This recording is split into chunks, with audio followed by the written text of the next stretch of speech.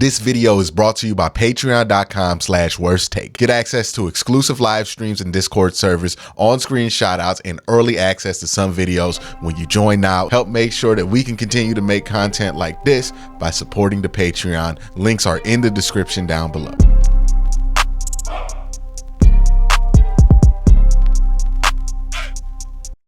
There are some players on this roster I think we all want to see more of.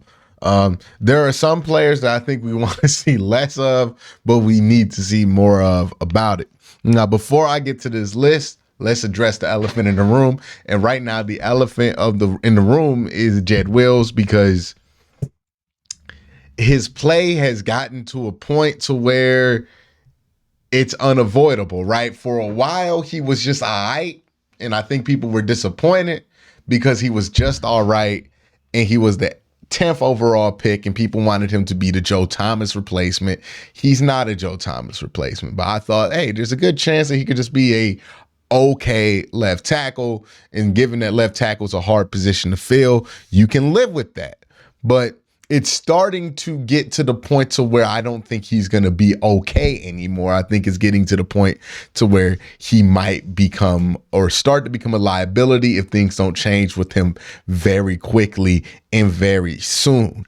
But here's the problem with a Jed Wills and a Jed Wills level issue. Jed Wills, at the time that you were making decisions on him, was not bad enough to completely abandon, right? If he were this terrible his rookie year, his second year, and his third year, this would have been a pretty easy decision, right? Sometimes it's the players that hover, right? They're in this hover zone of like, hey, they could be great, they could be bad. Grant Delpit's a good example of this. He kind of hovered around for a while, and then he took a leap to good. Jed Wills is the opposite example of this, right? So it's not one philosophy where you can say, hey, you should just cut Jed Wills, or you should just have done this, because it's, again, hindsight being 2020, because you were in that same spot with Grant Delpit and that worked out. So they took a chance on him panning out. I think they took a chance on Grant the same way. It hasn't worked out for Wills like it's worked out for Grant. And herein lies the problem with Jed Wills. Replacing him is not simple. It's not as simple as trading for somebody, because Jed has a 5th-year option. And we went over this with Baker Mayfield. We'll go over this again. We did this with David Njoku. Or I don't know, David didn't have his 5th year. But we've done this with players in their 5th-year option before.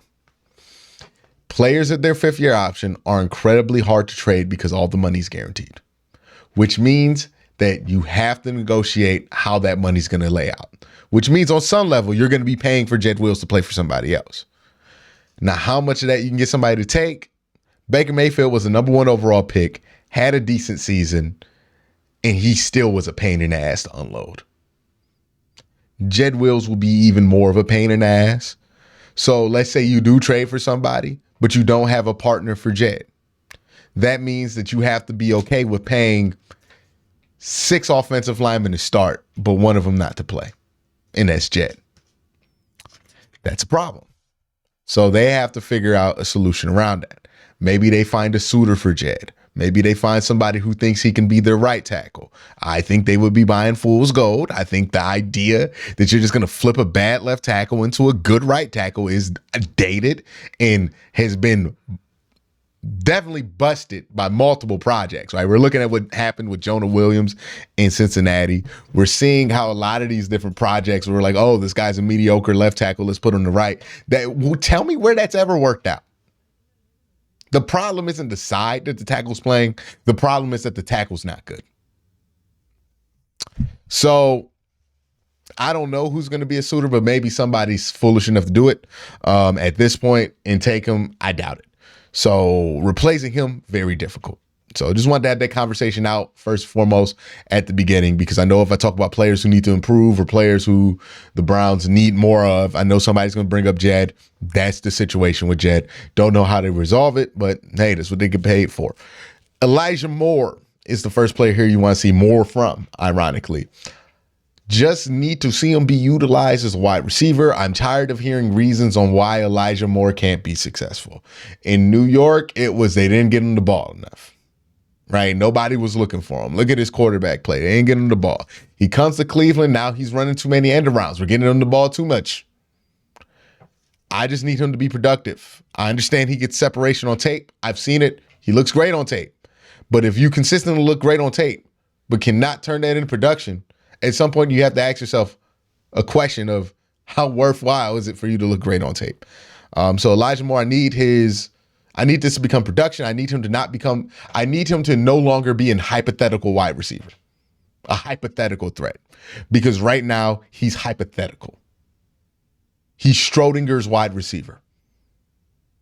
He's open, but he never gets the ball. Is he ever open then if he never gets the ball? It's a real question. I haven't had one like this since Odell was in Cleveland. So need him not to be Schrodinger's wide receiver. I need him to be an effective piece for this offense, because right now it hasn't happened. Whether that be on end arounds, whether that be anything they ask him to do, I need him to just do a better job at that. I don't care about the end arounds. If they call him more, sure, he's got to run them better. Because there have been multiple times on these end arounds where I'm like, hey, you have this hole, you have this hole, you have this hole, and he doesn't take it. He bounces outside. At some point, the problem becomes Elijah Moore, not necessarily everything around Elijah Moore. You got to be able to overcome something. The next thing is not wide receivers, running backs. Any running back. I need more from one of y'all. I don't care who it is. It could be Kareem Hunt. It could be Jerome Ford. It could be Pierre Strong. I don't care. It could be somebody off the street. They could trade. I don't care. Need more from the running backs. Don't care who it is. Just need somebody to step up, be decent, do some inside zone, be fine. David Njoku is somebody that I think the team needs more from. This is kind of unfair because he legitimately doesn't get targeted or focused on in these game plans, but still need more from him, need him to become more of a force. Look, Deshaun Watson has been a tight end heavy target guy his whole career. I don't understand why he's not tight end heavy target with David Njoku, and I don't think that's 100% on Kevin like a lot of people do. I think that's some on Deshaun. I think that's some on David as well. So they got to figure out what's going wrong between that dynamic, because I've seen Deshaun Watson with multiple different offensive coordinators, multiple different coaches keep his focus on tight ends. Why is it different now?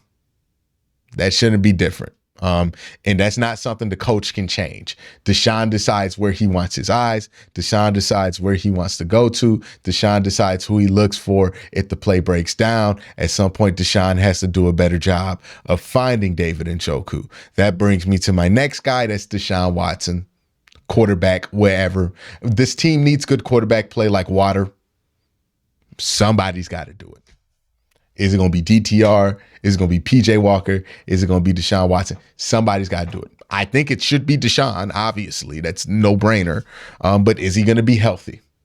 Consistency at the quarterback position has been this franchise's thorn in the side, specifically the entire span of its existence.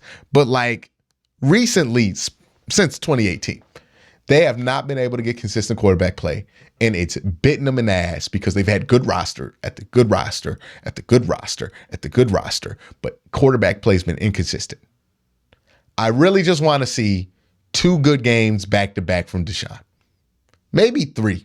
Just 3 good games. I want to feel good for a month about him playing quarterback, because since he's been traded here, we haven't had that.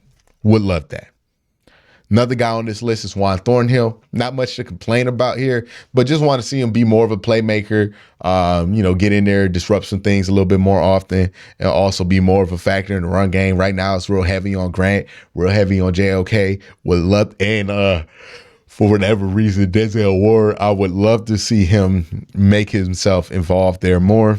The last 2 guys are offensive linemen that I think that this team needs more from. One, Ethan Posick. Just signed a new contract. Looks like the guy that we got from Arizona, not the guy that was on the Browns last year. Did the Browns get fooled into giving Ethan Posick a contract because he had a couple hot weeks in between Joe Bitonio and Wyatt Teller? Real question. I was iffy on it, whether they should go for signing this guy. And to be fair, I've been somebody who's been pretty high on Andrew Berry, but there are a couple signings on the offensive line that don't make a ton of sense to me. Now, again, hindsight being 2020, you don't know that Luke Whippler and DeJuan Jones are going to fall to you late in the draft. So I'm not blaming them for that. I'm not saying, hey, you should have let Jack Conklin walk and have no solution.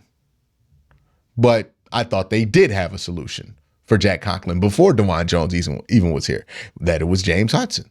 And you can still draft DeJuan Jones if you have James Hudson coming in to be the solution, and DeJuan can compete for that starting job, eventually take that starting job, and you would be fine. But I understand that you want the security of having that guy there in this type of season. Okay.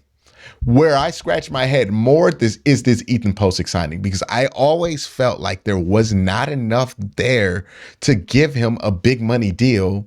And they didn't give him a big money deal, but they gave him a long enough deal to where it's going to be kind of inconvenient. And I don't know. I felt like not a lot of other teams would do that. I thought he was really in the prime real estate for a 1-year deal. They went multi-year. Don't love that, because you don't know what kind of player he is, especially when you got Nick Harris coming back. So you knew that you had an option there if you felt like you didn't want to lose your center. I think they made some panic decisions on this offensive line when it comes to contracts that don't please me. Brings me to Wyatt Teller, who, I mean, like, I don't blame the decision to re-sign Wyatt Teller. I just think Wyatt Teller, and I think it's about time we start saying it, he's been a disappointment since signing that contract. The Wyatt Teller that you got and thought was going to improve upon himself from 2020 has regressed every year since. He was not as good in 2021 as he was in 2020. He wasn't as good as 2022 as he was in 2021, and he's not as good in 2023 as he was in 2022. He's been coasting off the reputation of that 2020 season, and you need more from him. You need him to be closer to 2020. Look, maybe that flew when Nick Chubb was here and he could break every tackle and all that mattered was pancakes. But we need him to be better more consistently, because the version of him we're getting right now, not cutting it. Same thing with Ethan Posick, not cutting it. Right now, the Browns have 2 good offensive linemen through 4 weeks. And that's DeJuan Jones and that's Joe Bitonio. And Joe Bitonio's not getting younger. He's been in the league a long time. But Jed Wills, I mean, come on. Ethan Posick, Wyatt Teller, real unimpressive. Real unimpressive. So those are the guys who need to step it up if the Browns want to make a run, because they have a good schedule coming up after the San Francisco game. But in order to make that run, they're going to need this offensive line to wake up and play a lot better football than they have. And it starts with Wyatt Teller, and it starts with Ethan Posick. We know Jed's a liability. Well, not a liability. I think that's a bit harsh. But we know Jed is going to have problems. In order to solve those problems, Wyatt and Ethan have to figure out what the hell is going on between the two of them. Because you can have one problem on the offensive line. You can't have 3. 3 would drown you. 1, you can get away with 1 bad offensive lineman. You see teams go to the Super Bowl with 1 bad offensive lineman every year. But 3 bad offensive linemen will drown you. So, need to find out how they can get better, how they can be more consistent, because what we've gotten so far through 4 weeks ain't been cutting it at all. But that's my thoughts. Those are guys I think need to desperately step it up during this next part of the season. Let me know who your guys are in the comment section below. Y'all have a great day. Have an even better night.